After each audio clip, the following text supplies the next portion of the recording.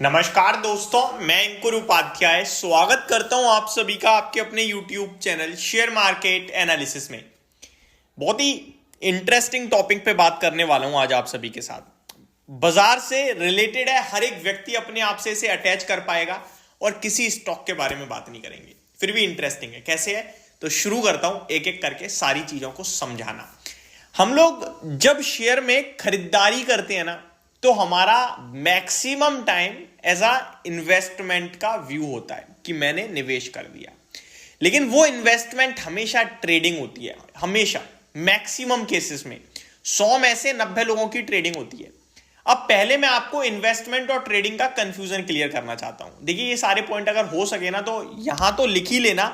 अगर आप मार्केट में लंबा टिकना चाहते हो ना तो कहीं नोट डाउन भी करना। पता है क्यों? आपको याद रहेंगे, रूल बुक बनाने में आसानी मिलेगी आपको खुद को। अगर शेयर बाजार में डिसिप्लिन, कायदा कानून, नियम, रेगुलेशंस, अपने आप पे कंट्रोल नहीं है तो छोड़ दो बाजार को, नहीं बनेगा पैसा। ये शेयर बाजार छोटा छोटा करके आपको 3 साल तक देगा ना, और एक बार अगर चौथी साल ले लिया तो सब खा जाएगा। ट्रस्ट मी और नोट माई वर्ड्स। ऐसे ही शेयर बाजार में बड़े बड़े लोग ये नहीं कहते हैं कि 15-20% अगर आप ईयरली कमा रहे हो यू आर जीनियस, और आप क्या कहते हैं, अरे पागल है, देख मैंने एक साल में पैसा 4 गुना कर लिया।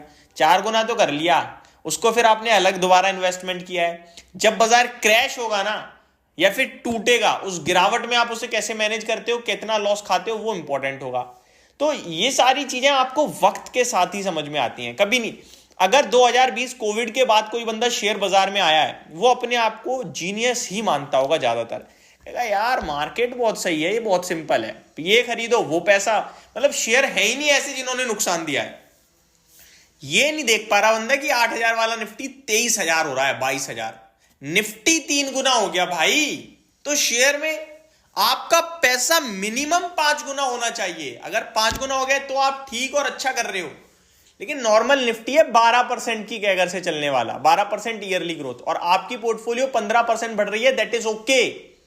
लेकिन एक साल 20% बनाया, अगली साल 50%, यानी 2 साल में पैसा डबल, और तीसरी साल रह गया फिर वहीं का वहीं, तो क्या फायदा हुआ? तो आपको रूल्स लिखना बहुत जरूरी है। तो पहले मैं आता हूं वापस इन्वेस्टमेंट और ट्रेडिंग। देखिए, इन्वेस्टमेंट वो है जो आपने बिजनेस समझा और लेके डाल दिया, आप शेयर का भाव देखते ही नहीं हो, वो इन्वेस्टमेंट है मेरी नजरों में।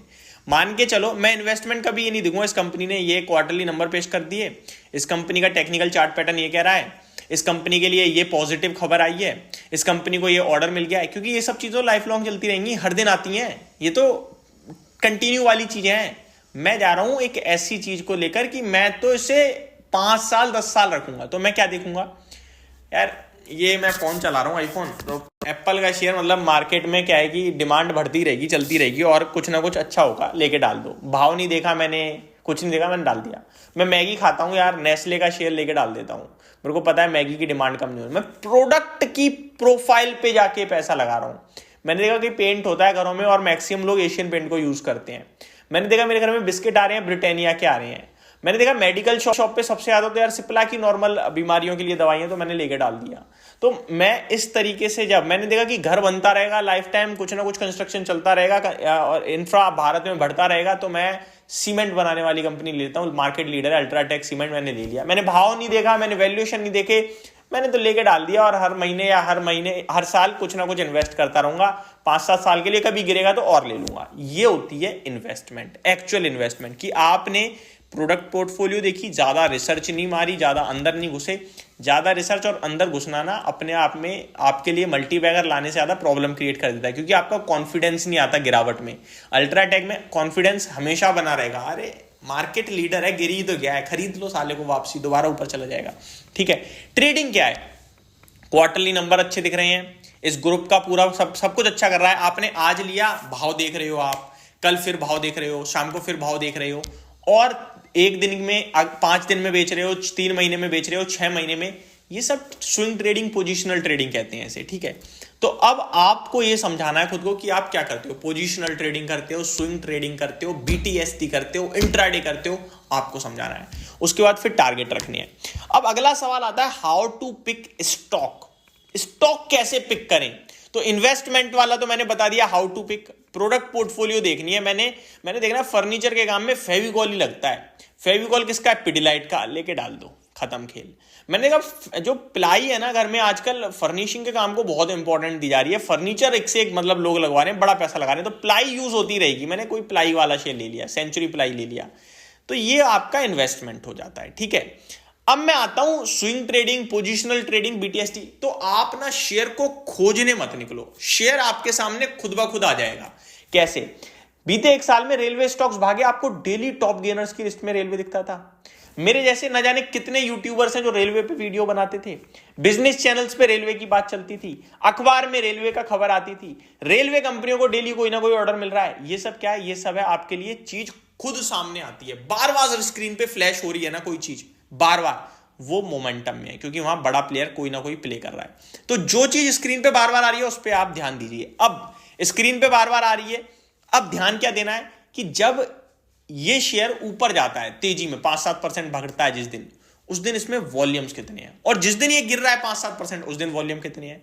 और वॉल्यूम्स में डिलीवरी परसेंटेज सबसे इंपॉर्टेंट है। डिलीवरी परसेंटेज होती है, जैसे मैं 10 शेयर आज ट्रेड हुए किसी स्टॉक में, उस 10 तो छोटा ले लिया मैंने अमाउंट, 100 मानते हैं, क्योंकि 100 ट्रेड हुए हैं, दैट मीन 50 बिके हैं, 50 खरीदे गए हैं। ठीक है, तो उन 50 में से कितने डिलीवर हुए हैं, यानी लोगों ने आज खरीदा और कल कैरी करके चले गए। ऐसा नहीं ना सुबह खरीदा शाम को बेच दिया तो क्या फायदा।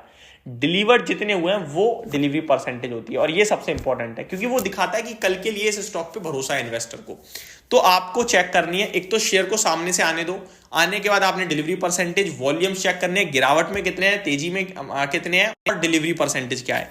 उसके बाद आपको फाइनेंशियल्स पे जाना है, और फिर लास्ट चीज आपको जो पकड़नी है वो ये शेयर होल्डिंग पैटर्न, कि क्या कोई बड़ा इन्वेस्टर इस स्टॉक में आके निवेश कर रहा है, म्यूचुअल फंड्स क्या कर रहे हैं, एफआईआईस क्या कर रहे हैं। पब्लिक का नहीं स्टेक बढ़ना चाहिए, चाहे प्रमोटर्स का बढ़े, एफआईआईस का बढ़े, डीआईएस का बढ़े, ओके है, पब्लिक का स्टेक कम ही होना चाहिए। यानी कि बड़े इन्वेस्टर खरीदारी कर रहे हैं, दैट मींस ये शेयर कर सकता है पोजिशनल बेसिस पे, अच्छा वहां मैं फोकस कर सकता हूं। तो ये एक छोटे मोटे तरीके हैं स्टॉक पिकिंग के, जिसमें आपको ज्यादा मेहनत नहीं लगेगी और पैसा भी आपका टाइम टू टाइम बनता रहेगा। पर्सनली मैं इन्हीं पैरामीटर्स को यूज करता हूं अपने लिए। होप आपको ये सारी चीजें समझ में आई होंगी। Thank you so much for watching this video. Have a great day guys.